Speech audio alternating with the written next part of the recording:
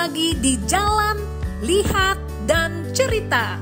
Perjalanan kita dalam edisi menjelajahi kota-kota Magna Graecia tiba di kota kedua dan letaknya di sebelah timur Puglia yang juga dikenal sebagai bagian tumit sepatu but Italia.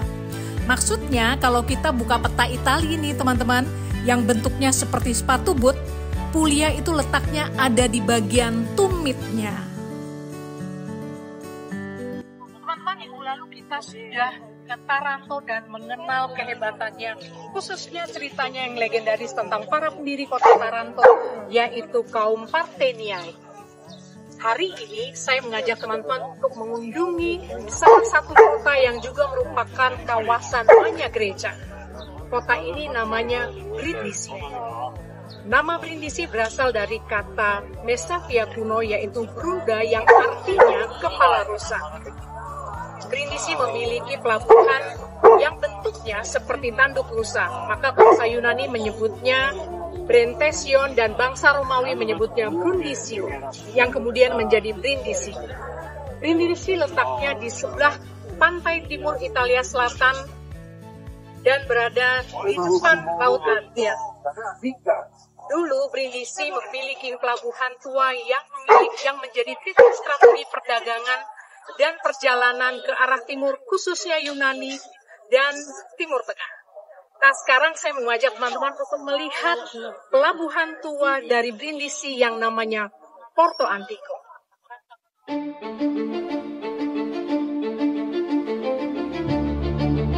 Porto Antico Brindisi atau yang dikenal sebagai Porto di Brindisi merupakan salah satu pelabuhan paling bersejarah di Italia.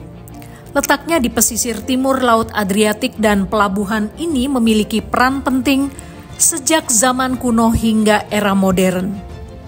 Ini adalah pelabuhan kuno yang dulu digunakan sejak zaman Yunani kuno. Karena bentuk pelabuhannya mirip tanduk rusa, maka oleh bangsa Mesapi diberi nama Brunda dan Brentesion dalam bahasa Yunani.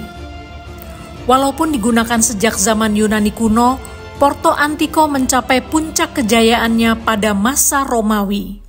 Karena Kekaisaran Romawi menjadikannya sebagai titik awal bagi ekspedisi ke timur. Nah, saat ini teman-teman, Porto Antico menjadi tempat wisata yang ramai dikunjungi oleh para wisatawan dan sering menjadi tempat pertunjukan seni karena letaknya yang sangat indah dan strategis. Gimana? Seru kan kisahnya? Jangan lupa like, subscribe, kasih komen, dan share kepada teman-teman yang lain. Sekarang, yuk kita lanjutin lagi. Bangsa Yunani dari Akaia wilayah Peloponnesos diperkirakan menetap di Brindisi pada abad ke-8 hingga ke-6 sebelum Masehi. Brindisi berfungsi sebagai titik transit penting antara dunia Yunani dan Italia. Pengaruh budaya Yunani terlihat dalam gaya arsitektur awal, seni keramik, dan praktek keagamaan. Nah, teman-teman, sekarang saya akan mengajak teman-teman semua melihat peninggalan budaya Yunani melalui Museum Arkeologi di Brindisi yang bernama Museum Arkeologi Francesco Ribezzo. Museum Arkeologi Provinsi Francesco Ribezzo adalah institusi budaya penting yang menampilkan warisan arkeologi dari wilayah Brindisi dan sekitarnya, termasuk peninggalan dari periode Magna Graecia. Museum ini didirikan pada tahun 1884 dengan nama Francesco Ribezzo, seorang arkeolog terkenal dari abad ke-19 dan ke-20. Sejak saat itu, Museum Arkeologi ini telah menjadi pusat penelitian dan pelestarian sejarah lokal. Koleksi utama museum ini yang relevan dengan Magna Graecia memiliki beberapa bagian utama yang mencakup aspek sejarah dan budaya Brindisi. Di antaranya adalah antiquarium, yaitu bagian ini menampilkan koleksi vas Yunani dan Apulia, termasuk vas Atik dan Apulian dengan gambar merah, serta trozel atau vas khas Mesapia dari abad ke-7 hingga ke-3 sebelum Masehi. Vas-vas ini menunjukkan pengaruh budaya Yunani di wilayah tersebut selama periode Magna Graecia. Kemudian ada epigrafika. Di sini pengunjung dapat melihat berbagai prasasti dalam bahasa Latin, Yunani, dan Ibrani. Sebagian besar berasal dari nekropolis di sekitar Brindisi. Prasasti-prasasti ini memberikan wawasan tentang kehidupan sosial dan keagamaan masyarakat pada masa itu. Kemudian ada bagian statuaria. Bagian ini menampilkan patung-patung Romawi, termasuk patung Loricata, yaitu prajurit bersenjata dan figur wanita yang mencerminkan perkembangan seni patung dari abad ke-1 sebelum Masehi hingga abad ke-2 Masehi. Patung-patung ini menunjukkan pengaruh budaya Romawi di Brindisi. Nah teman-teman, salah satu koleksi paling menarik adalah Bronzi di Punta del Serone, 2 patung perunggu yang ditemukan di lepas pantai Brindisi pada tahun 1992. Patung-patung ini menggambarkan Lucius Aemilius Paulus, seorang konsul Romawi yang terkenal dan seorang pemuda dalam pakaian toga. Penemuan ini menunjukkan pentingnya Brindisi sebagai pelabuhan utama selama periode Romawi dan hubungannya dengan dunia Yunani dan Romawi. Kemudian ada juga bagian prehistoria. Bagian ini memamerkan artefak dari periode prasejarah termasuk alat batu dan tembikar yang ditemukan di wilayah Brindisi. Artefak-artefak ini memberikan gambaran tentang kehidupan awal manusia di kawasan tersebut. Bagian berikutnya adalah bagian numismatika, yaitu koleksi ini mencakup koin dari berbagai periode, termasuk periode Yunani dan Romawi yang digunakan sebagai alat pembayaran dan simbol status sosial. Kemudian masih banyak beberapa koleksi yang menunjukkan kehebatan Brindisi sebagai kota pelabuhan yang berperan penting dalam dunia perdagangan pada zaman Yunani kuno dan Romawi. Di zaman Romawi, Brindisi menjadi bagian resmi Kekaisaran Romawi pada abad ke-3 sebelum Masehi. Pada masa itu, Brindisi berkembang menjadi pelabuhan utama untuk perjalanan ke timur, terutama ke Yunani dan Asia Kecil.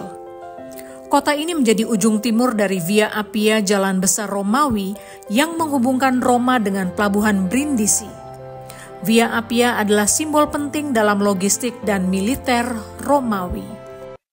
Teman-teman, sekarang saya sudah berada di sebuah tempat yang klasik. Tempat ini namanya Colone Romane atau Kolom Romawi. Kolom Romawi ini dibuat juga untuk memperkuat posisi Brindisi sebagai gerbang perdagangan di dunia ini. Dan kalau kita perhatikan, arsitektur dari Colone Romane ini merupakan arsitektur yang mencerminkan sebuah teknik yang sudah berkembang karena pengaruh peradaban Helenistik. Nah, yang menarik ini teman-teman, di Colone Romane mereka juga membangun tangga yang menghubungkan langsung ke laut. Dan ini menjadi sebuah pemandangan yang klasik dan menarik. Colone Romane atau Kolom Romawi. Kolom ini terletak di atas sebuah tangga monumental yang menghadap langsung ke pelabuhan kuno Brindisi atau Porto Antico. Posisinya yang strategis menjadikannya landmark penting secara visual maupun simbolis. Kolom Romawi dibangun sekitar abad ke-2 Masehi dan kolom ini merupakan bagian dari kompleks arsitektural Romawi. Dan sejak lama dikaitkan dengan penanda akhir dari Via Appia, yaitu jalan raya penting Kekaisaran Romawi yang menghubungkan Roma dengan pelabuhan timur mereka di Brindisi.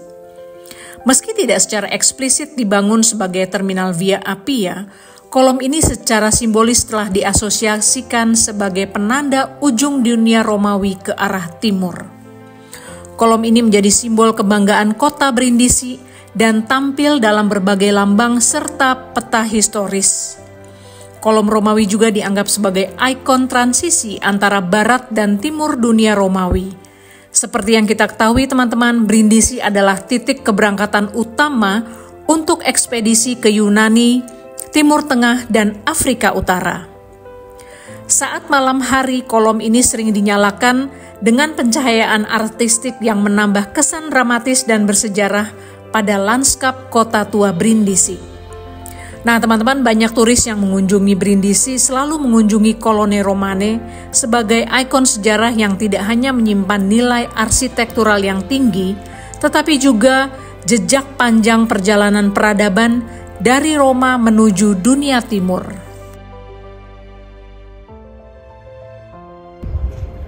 Sampai saat ini Brindisi mempertahankan pengaruh Yunani kuno, baik dari aspek budaya, arsitektur, maupun sejarah perdagangannya. Walaupun tidak sebesar Taranto dalam konteks Yunani, peran strategis Brindisi sebagai pelabuhan lintas budaya menjadikannya penting dalam jalur peradaban Mediterania. Teman-teman, demikian perjalanan kita di Brindisi, salah satu kota yang menjadi kawasan Magna Graecia. Kita akan terus jalan-jalan dan sambil belajar bersama mengeksplor tempat-tempat atau kota-kota lain yang menjadi kawasan Magna Graecia di Puglia. Yuk ikuti terus dan kita terus jalan-jalan sambil belajar bersama di Jalan, Lihat, dan Cerita.